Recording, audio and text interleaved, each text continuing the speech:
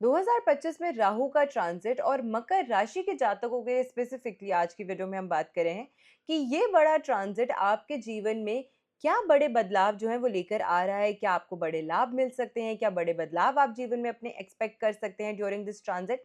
सब कुछ आज की वीडियो में हम इन डिटेल कवर करने वाले हैं। और मकर राशि की बात हम आज की वीडियो में कर रहे हैं, इसका मतलब ये हुआ कि एरीज से सैजिटेरियस के लिए यानी कि मेष राशि से धनु राशि के लिए ये ट्रांजिट कैसा रहने वाला है उसकी वीडियो मैं ऑलरेडी अपने चैनल पे अपलोड कर चुकी हूँ। तो अगर आपने नहीं देखी है उस वीडियो को भी तो ज़रूर देख लीजिएगा, ताकि आप भी जान सकते हैं स्पेसिफिकली कि आपके लिए और आपकी फैमिली मेम्बर्स के लिए ये जो इम्पोर्टेंट ट्रांजिट है वो कैसा रहने वाला है।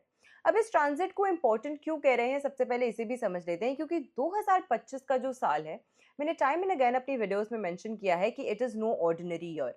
ये एक ऐसा साल रहने वाला है जब आप अपने जीवन में बहुत बड़े बदलाव जो हैं, बहुत तेज़ी से बदलाव जो हैं वो एक्सपेक्ट करने वाले हैं। और सिर्फ इंडिविजुअली अपने जीवन में ही नहीं, बल्कि विश्व के स्तर पे यानी कि वर्ल्ड वाइड लेवल पे आप देखने वाले हैं कि कई बड़े बदलाव जो हैं वो लिए जा सकते हैं। कई बड़े चेंजेस जो हैं वो आपको देखने को मिलेंगे।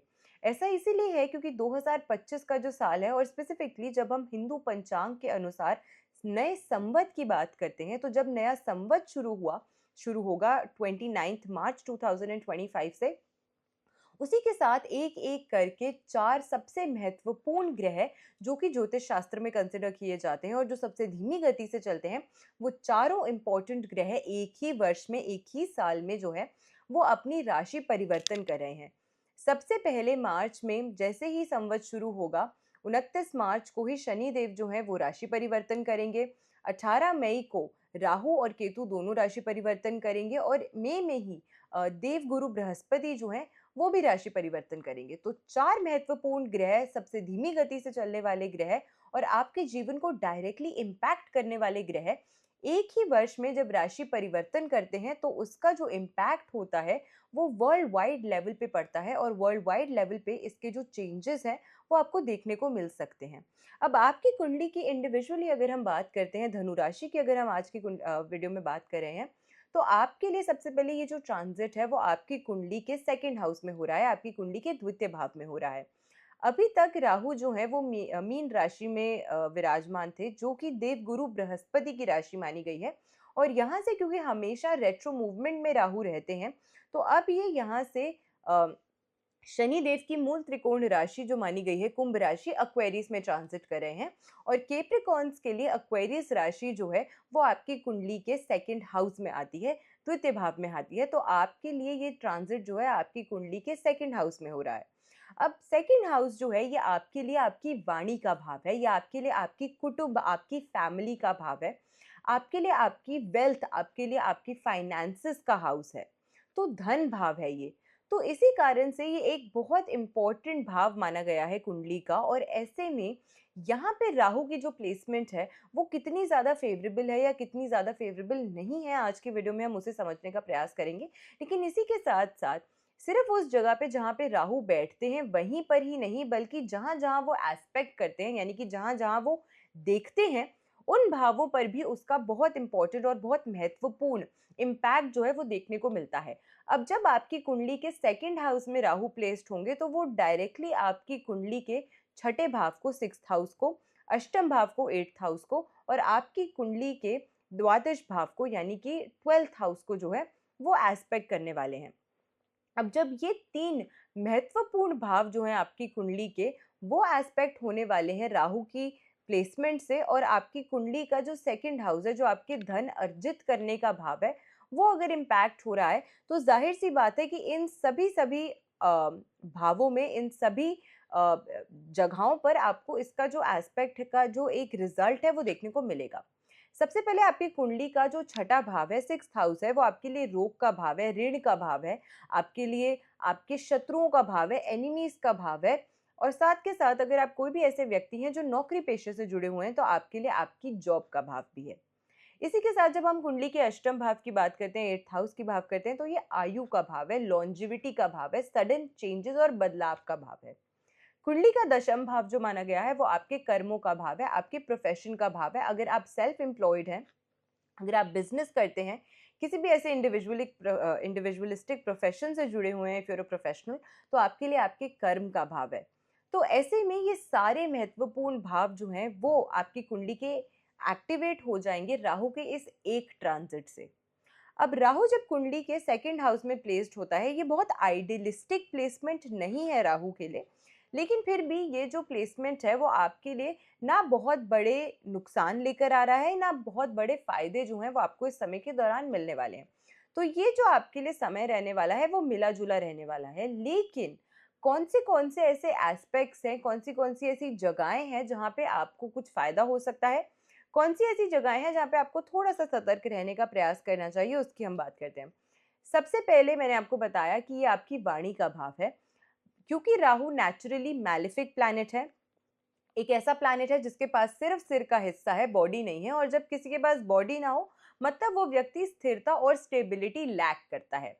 राहु अगर देता है तो अपार देता है, और अगर छीन लेता है तो 1 सेकंड में एक छोटी-सी गलती की वजह से आपका सब कुछ छीन भी सकता है।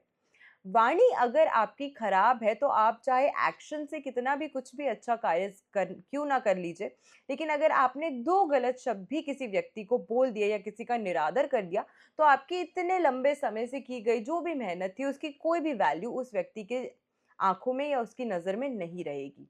इसीलिए जब भी एक मैलेफिक प्लैनेट वाणी के भाव में आ जाता है, तो कहीं न कहीं इस वजह से आपकी वाणी इस समय जो है वो बहुत ज़्यादा क्रूर, बहुत ज़्यादा रूड, बहुत ज़्यादा मीन, बहुत ज़्यादा स्ट्रेट फॉरवर्ड हो सकती है। हो सकता है कि आप किसी व्यक्ति की भलाई के लिए उन्हें कुछ बता रहे हैं, बट आपके उनको ये बताने का तरीका इतना ज़्यादा ब्लंट होगा कि वो उस चीज़ को वो ग्रहण ही नहीं कर पाएगा, उस चीज़ को वो समझ ही नहीं पाएगा, और रादर वो उस चीज़ का एक ऑफेंस जो है वो ले लेगा। तो ऐसे में इस वजह से भी कहीं न कहीं आपके जो रिश्ते हैं उसमें तनाव बनता हुआ नज़र आता है। आपके स्पाउस के साथ या आपकी लव लाइफ में स्पेसिफिकली इसका जो इम्पैक्ट है वो अभी आपको देखने को मिलेगा। इसी के साथ-साथ आपकी वर्किंग लाइफ में भी कहीं न कहीं आपको थोड़ा-सा अपनी वाणी पे कंट्रोल रखने का प्रयास ज़रूर इस समय के दौरान करना चाहिए।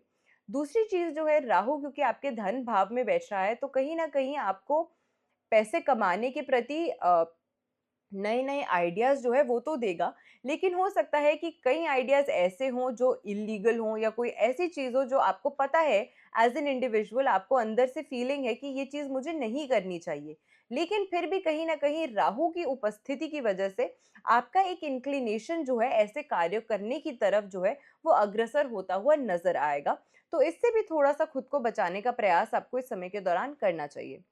थर्डली, अगर आप नौकरी पेशे में हैं तो आपको अच्छी प्रमोशन या आपको कोई अच्छा चेंज जो है, अपने बदलाव जो है, आपको अपने कार्य क्षेत्र में, अपनी जॉब में इस समय के दौरान एक्सपेक्ट करना चाहिए। आपको कोई अच्छा बड़ा बदलाव जो है वो देखने को मिल सकता है। सिमिलरली अगर आप बिजनेस करते हैं, आप वर्किंग प्रोफेशनल हैं, तो अगेन हो सकता है कि आपके न्यू आइडियाज़ से या आपकी किसी न्यू टेक्नीक की वजह से आपको काफ़ी अच्छा अपने बिजनेस को ग्रो करने का, उसे और ज़्यादा प्रॉस्पर करने का एक अवसर जो है वो इस समय के दौरान भी प्राप्त हो सकता है। प्रॉपर्टी से जुड़ा हुआ थोड़ा-सा मतभेद जो अगर चल रहा था, तो वो कहीं न कहीं उसमें आपको थोड़ी-सी रिलैक्सेशन इस समय के दौरान देखने को मिल सकती है। इसी के साथ-साथ अगर आपकी हेल्थ बहुत लंबे समय से खराब चल रही थी, स्वास्थ्य से जुड़ी हुई समस्या जो थी, वो ठीक नहीं हो रही थी, तो थोड़ी-सी आपको उस एस्पेक्ट में भी, उस डिपार्टमेंट में भी इस समय के दौरान आपको बेहतर आपकी हेल्थ जो है वो होती हुई नज़र आएगी। परिवार के सदस्यों के साथ थोड़ा-सा तालमेल बनाने का प्रयास जो है वो आपको इंडिविजुअली थोड़ा-सा आगे बढ़कर ये एक इनिशिएटिव जो है वो ज़रूर लेने का इस समय के दौरान आपको प्रयास डेफ़िनेटली करना चाहिए। अगर कोई भी आप ऐसे इंडिविजुअल व्यक्ति हैं जो नौकरी में हैं और सरकारी नौकरी में हैं, गवर्नमेंट जॉब अगर आप करते हैं, तो उस लिहाज से आपके लिए ये जो समय आ रहा है राहु का ट्रांज़िट का, ये आपके लिए बहुत ज़्यादा फ़ेवरेबल है।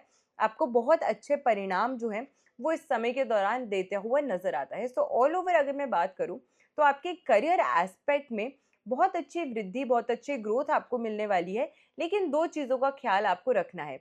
एक, ज़्यादा जल्दी, ज़्यादा शॉर्टकट्स के पीछे और ज़्यादा शॉर्टकट में धन कमाने के प्रति अगर अग्रसर होंगे, तो कहीं न कहीं दिक्कतों का सामना आपको करना पड़ सकता है। दूसरी चीज़, इस समय के दौरान अपनी वाणी पर ख़ास नियंत्रण जो है, वो आपको डेफ़िनिटली रखना चाहिए। तीसरी महत्वपूर्ण चीज़ जिसका आपको खास करके ख़्याल रखना है इस समय के दौरान, वो ये है कि आपको अपने थॉट्स को ज़्यादा क्लियर करना है, आपको अपने फ़ोकस को बेटर करने का प्रयास करना चाहिए, और साथ के साथ आपके आस-पास जो लोग हैं, आपके फ्रेंड सर्कल में जो लोग हैं, आपकी फैमिली में जो लोग हैं, आपके स्पाउस जो हैं, उनके साथ अपने रिश्तों में और ज़्यादा मिठास, उनके साथ और ज़्यादा एक बेटर तालमेल जो है, वो इंडिविजुअली आपको बनाने का प्रयास ज़रूर करना चाहिए। राहु का ये जो ट्रांज़िट है वो 18 महीने तक ऐसा ही रहने वाला है, यानी कि पूरे 1.5 साल के लिए ऐसे ही राहु स्थित रहने वाले हैं। और ऐसे में राहु की जो प्लेसमेंट है वो 18 मई 2025 शाम को 5:35 पे, यानी कि 5:30 के करीब राहु ट्रांज़िट करेंगे 18 मई को। और 5 दिसंबर 2025 तक राहु की जो प्लेसमेंट है वो इसी प्रकार से रहने वाली है। तो it is a long period of time. इंसान से 1 सेकंड में कभी भी कोई भी भूल-चूक हो सकती है, जिसकी वजह से उसको बहुत लंबे समय तक इसका जो खामियाज़ा है वो भुगतना पड़ सकता है। तो इसीलिए इट इज़ बेटर कि आप अपने इस राहु की एनर्जीज़ को अच्छे से यूटिलाइज़ करें, वाइज़ली यूटिलाइज़ करें और थोड़ा-सा कंट्रोल में रखने का प्रयास करें। अब कंट्रोल में रखने के लिए कौन-सी एक खास रेमेडी है जो आपको ज़रूर करनी चाहिए? वो रेमेडी ये है कि अगर आप अपने आस-पास जो भी कर्मचारी हैं, जो भी सफाई करने वाले कर्मचारी हैं, उनको अगर आप किसी भी प्रकार से अन्न का दान देते हैं या किसी भी ऐसी चीज़ का दान देते हैं जो उनकी सहायता करे, जो उनको उनके लिए हेल्पफुल साबित हो, तो इस प्रकार की अगर आप रेमेडी करते हैं, आप सैटरडेज़ को डोनेशन करते हैं इस तरीकों की चीज़ों की, तो आपको काफ़ी ज़्यादा अच्छा लाभ जो है आपको अपने जीवन में देखने को मिलेगा। आशा करते हैं आज की वीडियो आपको पसंद आई होगी। वीडियो अगर अच्छी लगी हो तो ज़्यादा से ज़्यादा लोगों तक वीडियो को शेयर ज़रूर कीजिएगा। अगली वीडियो में बात करने वाले हैं कुंभ राशि की, एक्वेरियस की, आप ही की राशि में ट्रांज़िट हो रहा है राहु का। क्या बड़े बदलाव इस समय के दौरान आप एक्सपेक्ट कर सकते हैं अपने जीवन में? तो वीडियो को ज़्यादा से ज़्यादा लोगों तक शेयर ज़रूर कीजिएगा। चैनल पे नए हैं तो चैनल को सब्सक्राइब ज़रूर कीजिएगा, क्योंकि इस चैनल के माध्यम से हम आप तक बहुत इन्फॉर्मेशनल वीडियोस पहुंचाने का प्रयास करते हैं from the field of astrology, numerology, vastu and other occult sciences. Thank you for watching everybody and अगली वीडियो में हम बात करने वाले हैं कुंभ राशि यानी कि एक्वेरियस के लिए। आशा करती हूँ आपका दिन शुभ रहे। नमस्कार।